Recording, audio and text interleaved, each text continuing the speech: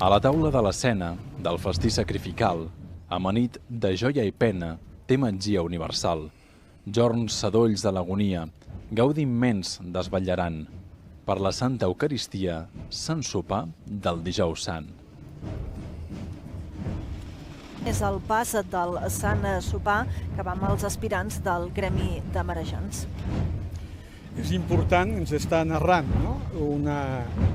Un punt focal dintre de l'inici de la Setmana Santa. Potser és un bon moment per introduir l'Evangeli, no? De l'Evangeli de Marc. Mentre sopaven, Jesús prengué el pa, digué la benedicció, el partí i els hi donà, i digué: preneu, això és el meu cos. Això és el que nosaltres commemorem un Dijous Sant. Si seguim el relat de Joan, realment aquest Sant Sopar s'està produint abans de la Pasqua jueva. La Pasqua començava el divendres a la nit. Per tant, entenem que molt possiblement estem davant d'un sopar d'acomiadament que prendrà un caràcter pasqual des de la nova significació teològica, perquè ara és Crist el que s'immolarà el divendres a les 3 de la tarda, mentre els jueus estaran degollant, estaran immolant els corders en el temple de Jerusalem. I si el divendres a la nit començarà aquest sopar pasqual, Crist, amb la seva sang, haurà traspassat, haurà ressignificat aquesta Pasqua hebrea. El pas del Sant Sopar del Gremi dels Marejants, que va amb aquesta banda de tambors que marquen el pas en què es mou aquest pas del Sant Sopar, que, com deia l'Andreu, representa Jesucrist amb els 12 apòstols amb aquest últim sopar. Ara veiem que fa aquesta pausa aquí davant de l'Arquebisbat de Tarragona i tenim aquest primer pas, no?, de la banda de timbals del Gremi de Marejants.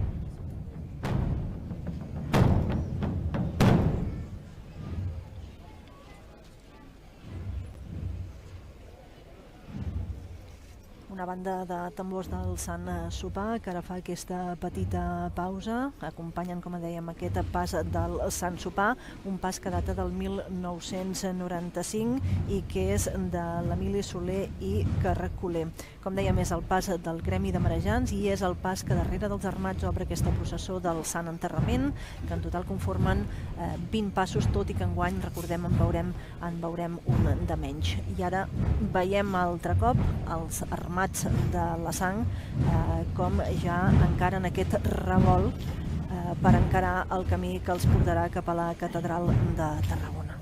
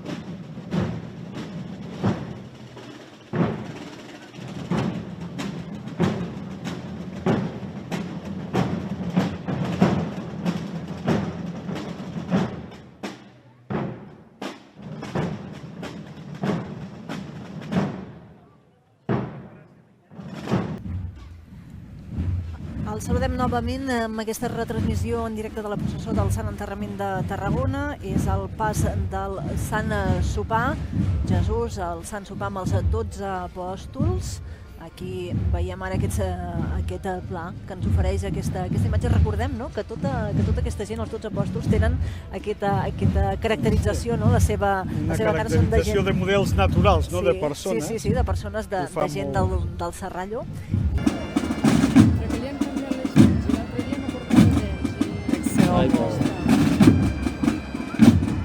No, l'extremo no és del meu cosí. No sé si és del meu cosí.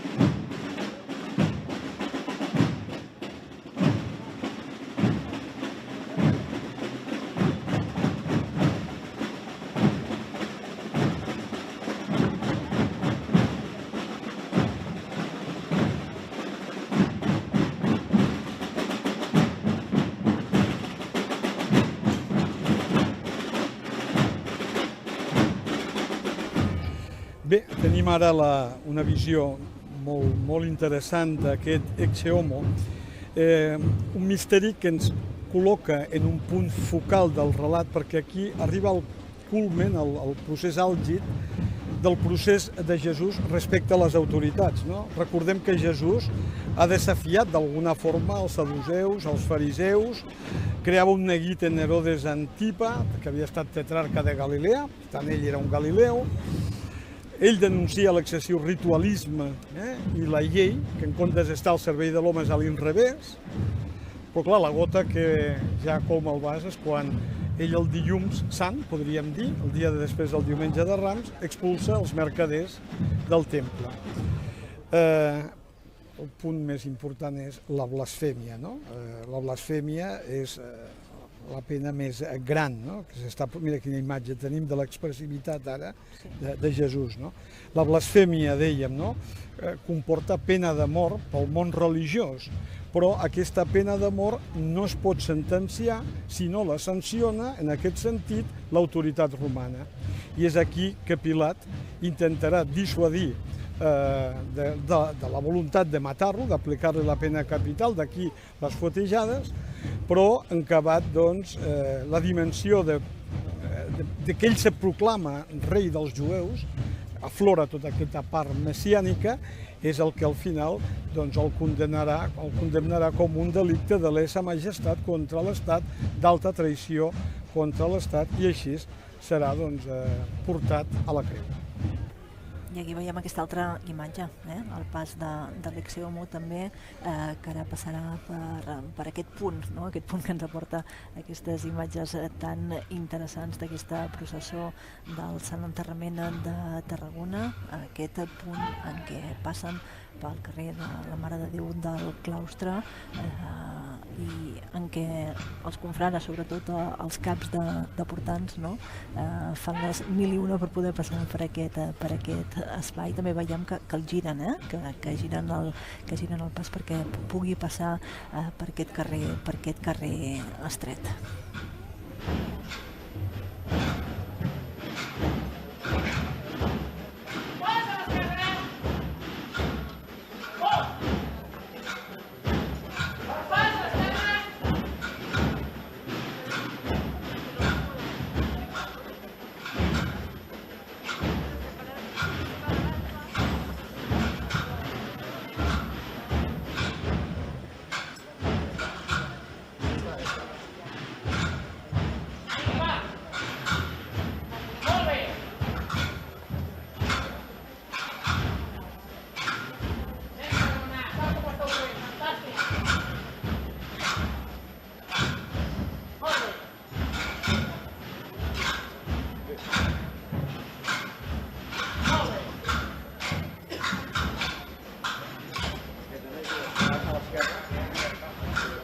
a l'esquerra.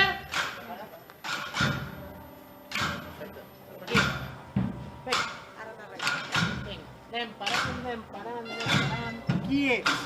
Avall.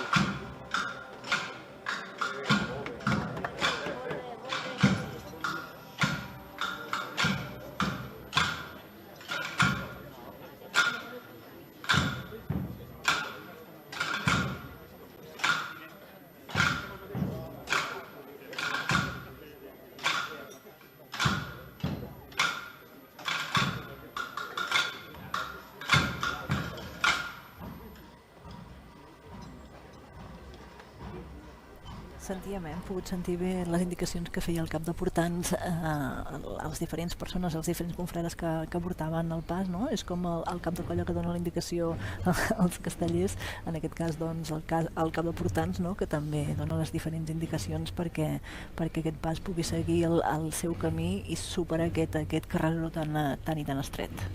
Requereix molta disciplina, molt de silenci, una gran precisió, no? I mostren que habilidosos són aquí les assajos nostres... darrere. I assajos perquè no ens pensem que és arribar aquí, no? I dir, mira... No. Hi ha un gran esforç per part de les entitats en oferir-nos doncs, aquest... Més que això no és un espectacle, això és una vivència, ho hem de dir així.